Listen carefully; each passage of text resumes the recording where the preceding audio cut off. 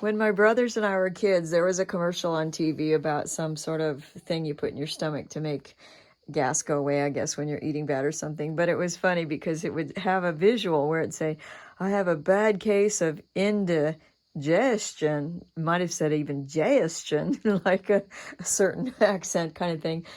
And the visual was of this belly expanding. Whoops, I hit the camera because I'm doing my arm motions. Anyway, I don't remember which of my brothers or me changed it, but we used to joke and say, I have a bad case of indecision. So that's how I grew up.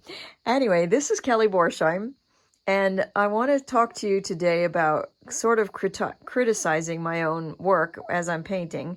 So yeah, this is about painting critique, not indecision. Well, it is about indecision. It's not about indigestion.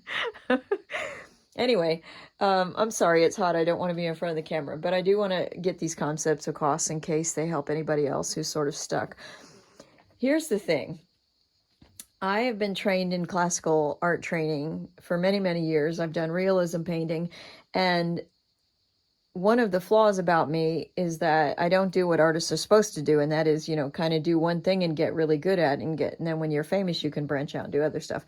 I always want to tackle something new that gives me something to learn for sure. I'm not to be arrogant to say if I did 40 still lifes, I'd be really good at still lifes, way better than I am at still lifes. But I could learn something from every painting regardless. And so anyway, I go round and round in my head, and I never feel like I have an answer to anything. I just have a million questions, and one question leads to a bunch more. But what I'm trying to do with this painting of my little nephew is I want to obviously explore with bright colors, because color is not my voice. I really love monochromatic things and the concept of touch, which is why charcoal drawings and sculpture are the things that I find fascinating. I like painting too, don't get me wrong. They all of each of these things builds on the other. Even if I'm doing this color painting, it will help with the sculpture composition, also because I work with color stone. But anyway, and there's no reason I can't combine stones, which I may end up having to do if I don't get my sculpting ability back due to this accident I had. So blah blah blah. What I wanted to get at here is that I'm starting off, I am using a photo reference that I took of my nephew many years ago. Let's see if I can whip this over here. You see those? So I made a different size alert. You'll notice that none of those are 100% size of what I'm painting. That is by design, because I don't want to copy. I want to draw, because what I find is that if you just copy something, trace it over or whatever, you lose the quality of your own personality. Granted, I took the photo, so it has my personality in it, but your drawing is something that comes from within you that you don't necessarily have a lot of control over, and frankly, it's what makes it personal. So, yes, it is easy to trace a drawing or trace a photograph onto a canvas and start painting in all the stuff. Frankly, even if you don't know how to draw, even that tracing, you won't necessarily come out with a result that looks photorealistic if that's what you're going for. But that's off on a different leg. So anyway, my thought when I started this painting was, first of all, I want to capture his expression. I don't have it just yet, because it's really like he's obviously looking at me. He looks like he's a little annoyed, and I don't know if it's the disappointment that the train hasn't arrived, or if he just hates waiting, or if maybe he hates being my artist model, because I've done him in a couple of works already.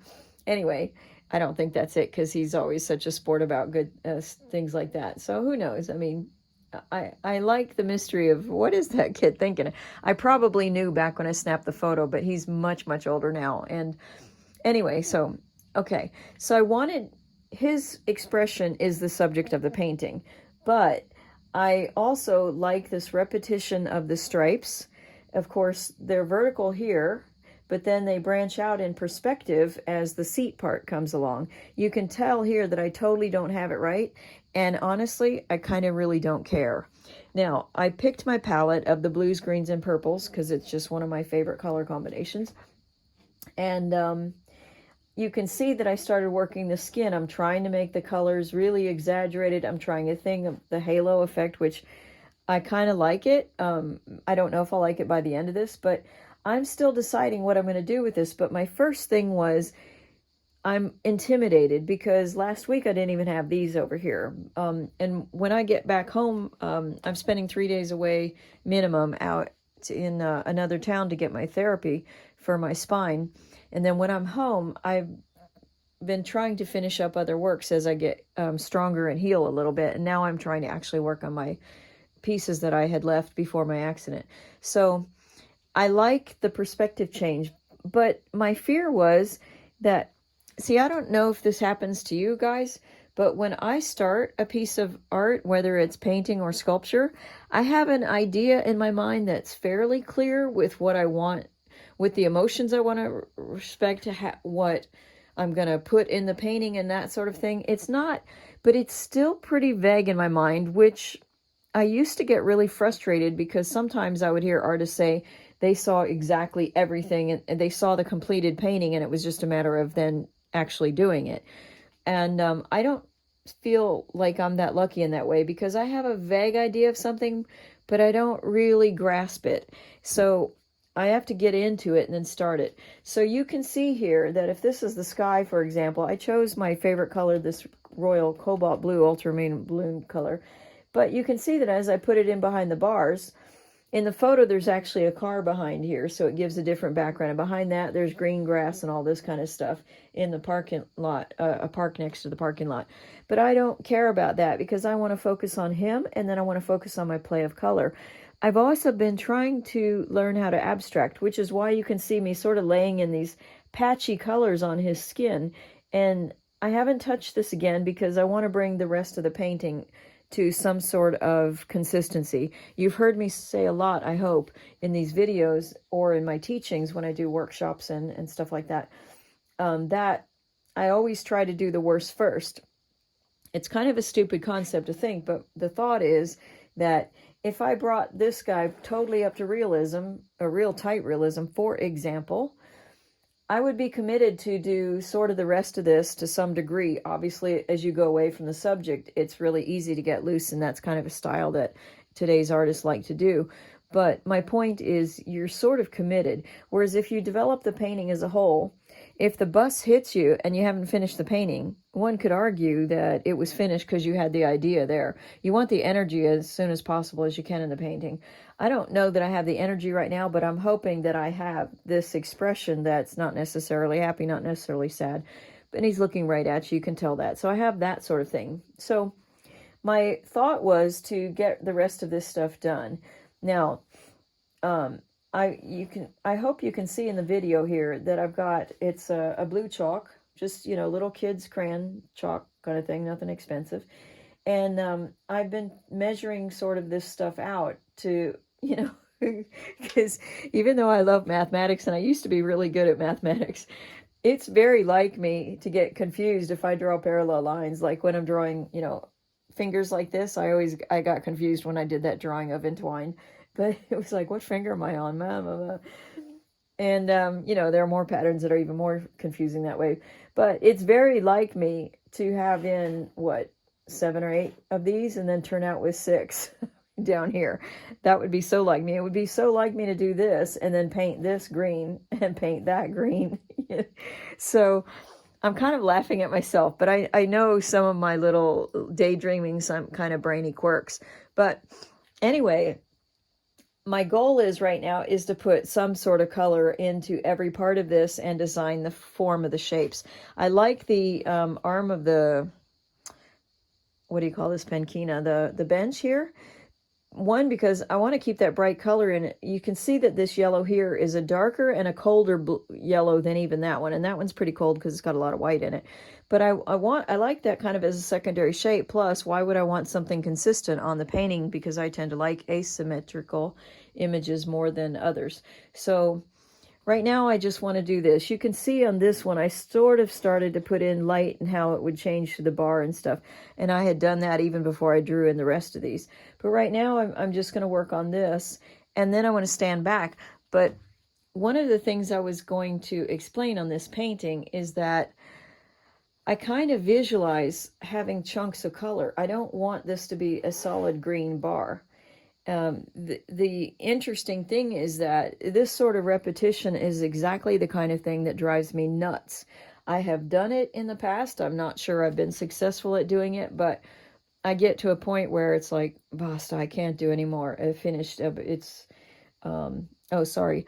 Basta in Italian means enough. And the first couple of times I heard it, I thought, oh my God, that's a swear word, and it's not the one that I think I heard when I first heard that word. But anyhow, so just wanted to clear that up, that I wasn't being rude on this video, because I hate that word. I hate the word because I don't like it when somebody else gets sort of the blame or the stigma or the negativity based on somebody else's actions. So anyway, there you go. That's my morality for today. All right, so I'm going to keep drawing these in. You can already see, if you kind of can squint or see shapes, that this is not a proper shape. Now, remember, there's perspective here. So the perspective of being in front of the camera, these are going to come pretty much straight down. As you go away, it's going to be going off this way. This is going to be going off this way until you get to like this angle here, okay? And if I don't have some sort of quality to that, our brain is not going to particularly register that properly. It won't make sense to us. But right now, I don't really care if these are parallel. You can see that these are not parallel. They don't make sense. But my hope is that as I paint the next layer in, I'll start refining stuff. Now, originally in my brain, I wanted to do that idea of him being the central point and this all being less focus. But then I started thinking, I do like these imitating the shapes of the railroad tracks, okay?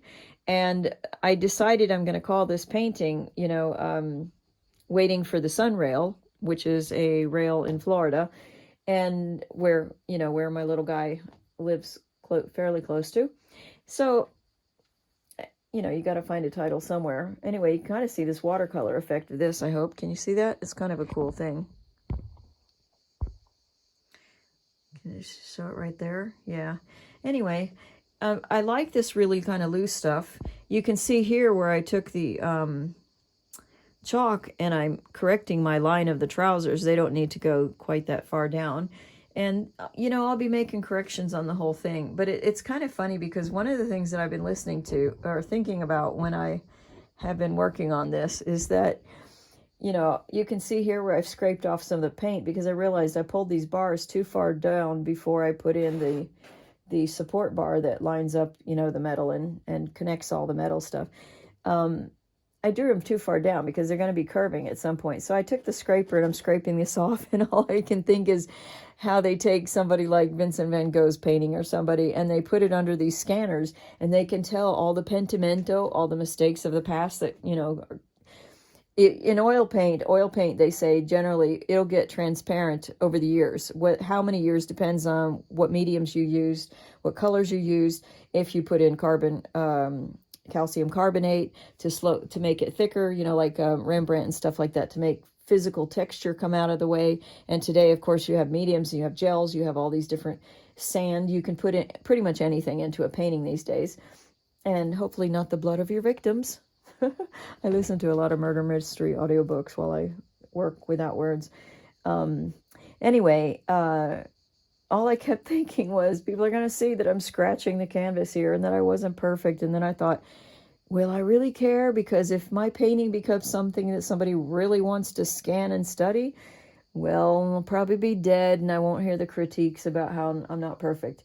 But I'm not really trying to, I'm trying to do things well and I'm trying to learn stuff. But for me, the process is so fascinating that, I don't know. And I get stuck on a lot of paintings too. I get to where I can't figure out how to finish something. I haven't seen it as it goes along. Usually I kind of get an idea about stuff.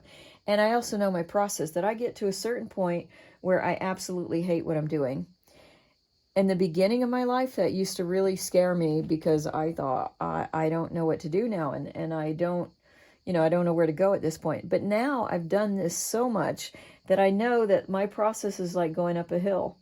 That when I'm getting right before the top of the hill, that's when I start thinking, oh, I hate this work. I don't want to do this. Cancel it. Let's burn it, whatever. But I know at this point in my life that if I just keep pushing through the part that's given me the problem or giving me hesitation, Then I reach to the top of the mountain, and from there it's downhill sailing. And by the time I get back down the mountain, I've actually fallen back in love with the piece usually. So anyway, that's how it goes. I'm gonna keep on drawing this and keep painting and all this kind of stuff. So if you could like this video, subscribe to my channel if you want to see how this develops, and other things that I post on. I always think I'm going to post a lot more, but it takes me some time to do all this editing and stuff. This one I'm going to try to put on directly just so I can get something out there for a change, because I find that I don't want to spend time video editing, and I have a lot of, so I don't get half of them done. I've filmed so much more in my life than I'll have ever put on this station, but I still try to do things. So anyway, comment, question, any of that sort of thing, and I'm going to get back to painting. Ciao, ciao for now. Thanks for watching. This is Kelly Borsheim at borsheimarts.com. Ciao, ciao.